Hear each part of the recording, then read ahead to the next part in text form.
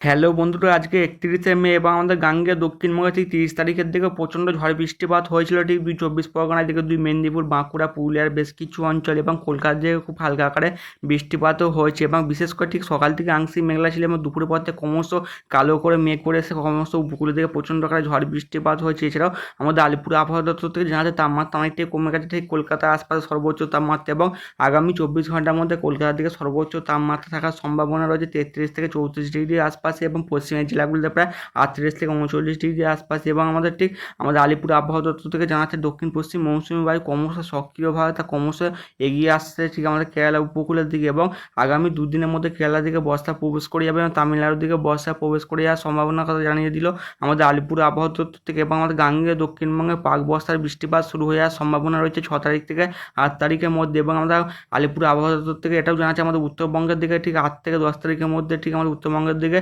দক্ষিণ পশ্চিম মৌসুমী বায়ু প্রবেশ করবে এবং আমাদের দক্ষিণবঙ্গের দিকে দক্ষিণ পশ্চিম মৌসুমী বায়ু প্রবেশ করার সম্ভাবনা রয়েছে ঠিক আমাদের 16 তারিখের মধ্যে। এবং আমাদের আলিপুর আবহাওয়া দপ্তর থেকে এটাও জানাচ্ছে আগামী 24 ঘন্টার মধ্যে তামিলনাড়ুর দিকে বজ্রবিদ্যুৎ সহ ভারী বৃষ্টিপাত হতে পারে, এদিকে আমাদের অন্ধ্রপ্রদেশের দিকে ভারী বৃষ্টিপাত হবে এবং কেরালার দিকে ভারী বৃষ্টিপাতের সম্ভাবনা রয়েছে। এবং আমাদের আন্দামান নিকোবর দ্বীপপুঞ্জের দিকে 40 থেকে 50 কিলোমিটার বেগে দমকা ঝোড়ার সঙ্গে বজ্রবিদ্যুৎ সহ ভারী বৃষ্টিপাত হতে পারে, এদিকে পূর্ব রাজ্যের আসাম, মেঘালয়, নাগাল্যান্ড, মণিপুর, মিজোরামের দিকে 50 থেকে 60 কিলোমিটার বেগে দমকা ঝোড়ার সঙ্গে প্রচণ্ড বজ্রপাত সমেত ভারী বৃষ্টিপাতের সম্ভাবনা রয়েছে। এদিকে আমাদের উত্তর ভারতের দিকে জম্মু কাশ্মীর, লাদাখ, গিরগিট, বালস্তানের দিকে বজ্রবিদ্যুৎ সহ বিক্ষিপ্ত হয় 2-1 পশলা ভারী বৃষ্টিপাত হতে পারে। এছাড়াও আমাদের আলিপুর আবহাওয়া দপ্তর থেকে জানাচ্ছে ঠিক আমাদের মধ্য ভারতের দিকে তাপপ্রবাহ চলার সম্ভাবনা রয়েছে এবং কিছু অঞ্চল 40 থেকে 42 ডিগ্রি পর্যন্ত তাপমাত্রা উঠতে পারে। এছাড়াও আমাদের আলিপুর আবহাওয়া দপ্তর থেকে জানাচ্ছে আগামী 24 ঘন্টার মধ্যে আমাদের দক্ষিণবঙ্গের 2 মেদিনীপুর, এদিকে ঝাড়গ্রাম এবং পুরুলিয়া, বাঁকুড়া এবং আমাদের ঠিক পশ্চিম বর্ধমান, এদিকে মুর্শিদাবাদ এবং বীরভূমের দিকে 40 থেকে 50 কিলোমিটার বেগে দমকা ছোড়ার সঙ্গে বজ্রবিদ্যুৎ সহ বিক্ষিপ্ত আকারে বৃষ্টিপাতের সম্ভাবনা রয়েছে। তবে আমাদের গাঙ্গে দক্ষিণবঙ্গে 1 থেকে 3 তারিখ অবধি বৃষ্টির পরিমাণ কম থাকতে পারে এবং 3 তারিখ থেকে আবার বৃষ্টির পরিমাণ বেড়ে যাওয়ার সম্ভাবনা রয়েছে আমাদের আলিপুর আবহাওয়া দপ্তর থেকে জানিয়েছে।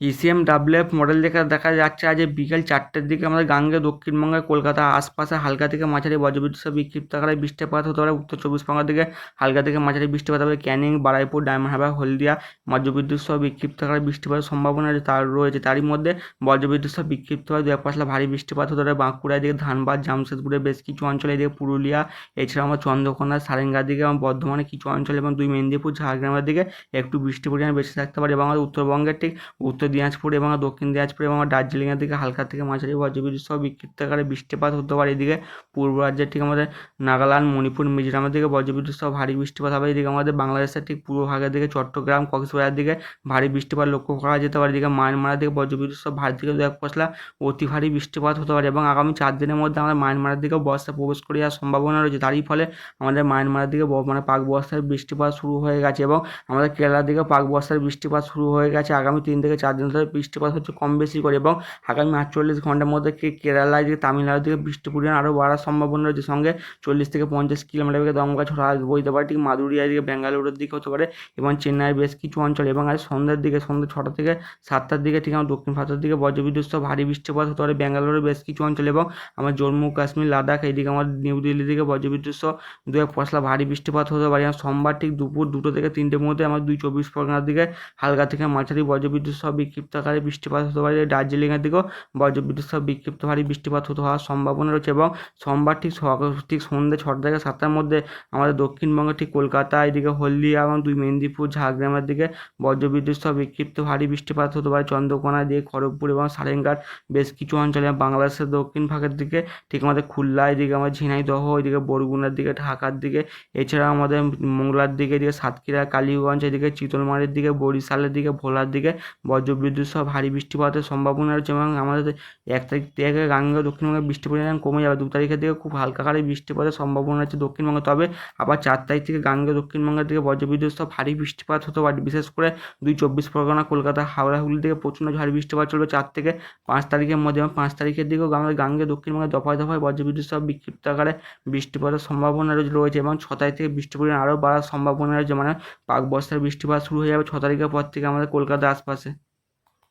উপগ্রহ চিত্র থেকে দেখা যাচ্ছে আমাদের কলকাতা, এদিকে 2 মেদিনীপুর, এছাড়া আমাদের উত্তর চব্বিশ পরগনা, এদিকে আমাদের 2 বর্ধমানের দিকে আংশিক মেঘলা আকাশ এবং একটু বেশি বজ্রগর্ভ মেঘ দেখা যাচ্ছে ঠিক ঝাড়গ্রামের উপরে। এবং আগামী 2 থেকে 3 ঘন্টার মধ্যে আমাদের উড়িষ্যার ভুবনেশ্বরের দিকে হালকা থেকে মাঝারি বজ্রবিদ্যুৎ সহ বিক্ষিপ্ত আকারে বৃষ্টিপাতের সম্ভাবনা রয়েছে এবং কলকাতার দিকেও আংশিক মেঘলা থাকবে, তারই মধ্যে রোদ ঝলমলে আকাশ থাকবে এবং দুপুরের পর থেকে বেশ কিছু অঞ্চলে বজ্রবিদ্যুৎ সহ ঝড় বৃষ্টিপাত চলবে এবং ঘন ঘন বাজপাটেরও ঘটনা ঘটতে পারে। অবশ্যই আপনারা যদি বাড়ির বাইরে থাকেন, অবশ্যই ঝড়ের সময় অবশ্যই কংক্রিটের বাড়িতে বা কোনো দোকানে আশ্রয় নেওয়ার পরামর্শ দিচ্ছে আমাদের আলিপুর আবহাওয়া দপ্তর থেকে।